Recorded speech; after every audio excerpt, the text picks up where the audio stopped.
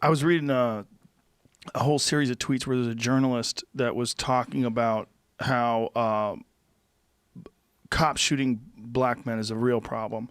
But another real problem that's not being discussed by this Black Lives Matter group is black on black crime. And how do we stop all the murders that are taking place in Chicago? And this is something that should be discussed.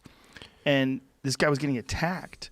And another journalist is literally tweeting at him saying, "You have been told not to discuss this."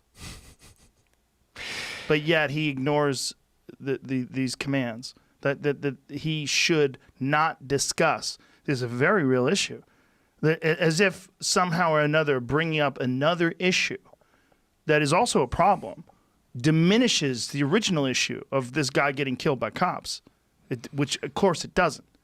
Yeah. But the idea is that there's problems, there's real problems, and it's not just the cops killing these people. Look, the cop killed this guy in Minneapolis. He didn't do anything in Seattle. How the fuck did that shit happen in Seattle?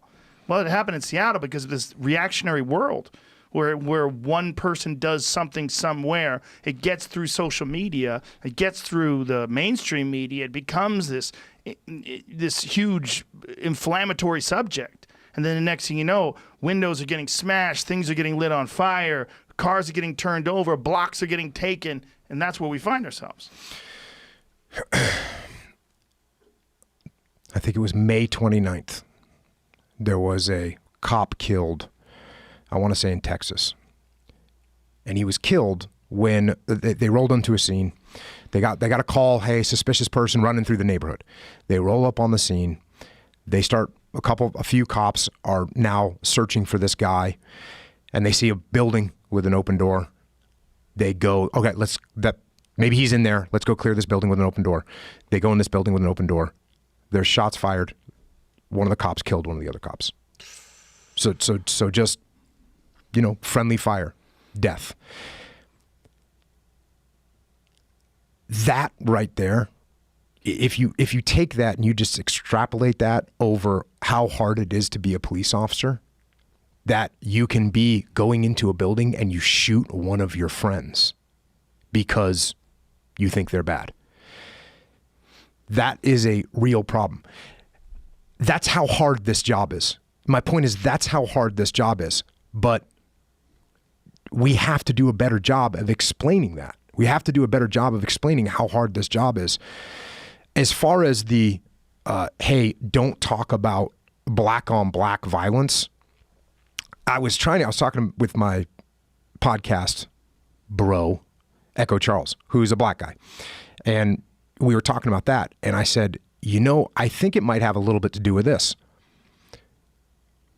If you're watching UFC and there's two guys that are fighting and the round ends, like just at the end of the round, all of a sudden the referee comes in and like punches one of the, like just Muay Thai kicks a guy in the head and knocks him out.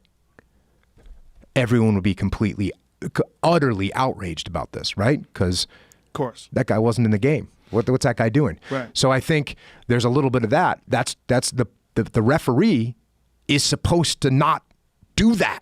Mm-hmm. And when you see a cop, the thought is, hey, that guy's viewed as a referee. That guy's not supposed to be doing this. So I think that is kind of where some of that outrage comes from, because this is a cop. This isn't supposed to be happening here. This guy is not supposed to be killing people. Right. And he did.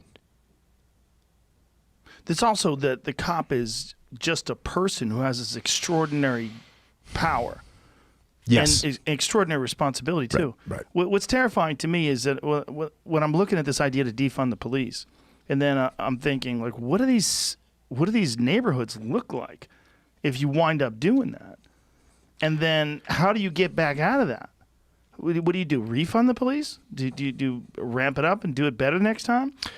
I mean, this is a long process. You're looking at a lot of trial and error here over, perhaps multiple years before they figure out what they fucked up. Yeah, and I know there's some city, I think it's in New Jersey, that Camden. yes, that completely dismantled their police, but then they rebuilt a new police department. And I actually get that. Like, you could get a department that was so completely and utterly corrupt that you said, you know what, we're getting rid of all of them. And Did you ever see Cocaine Cowboys? No. Great documentary. But one of the things it talks about is the corruption during the cocaine era of the 80s, where the entire graduating police force, the entire from the police academy, the entire graduating year, everyone was either murdered or went to jail for corruption. Everyone. The entire graduating class. That's how bad it was. Yeah. So if you have that kind of if you have that kind of problem, you might I want to get dismantle it. that You might police want to force. dismantle that police force. You know what happens in the SEAL teams sometimes? Sometimes there's a platoon that's so bad that they just dismantle the whole platoon. How often does that happen? Very rarely, but it does happen. Really? Yep. And what causes something like that? Usually the problem is bad leadership. It's always bad leadership, because you can take a bunch of knuckleheads and you give them a good leader and they'll do fine. So it's always comes down to the leadership. So sometimes they'll replace a leader, but and usually when they replace a leader, you'll watch the platoon will turn around almost instantly, because someone steps in and says, all right, here's what we're doing. Here's how we're doing it. And they make that change. But sometimes you have just like a bad platoon and they say, you know what? You guys are done.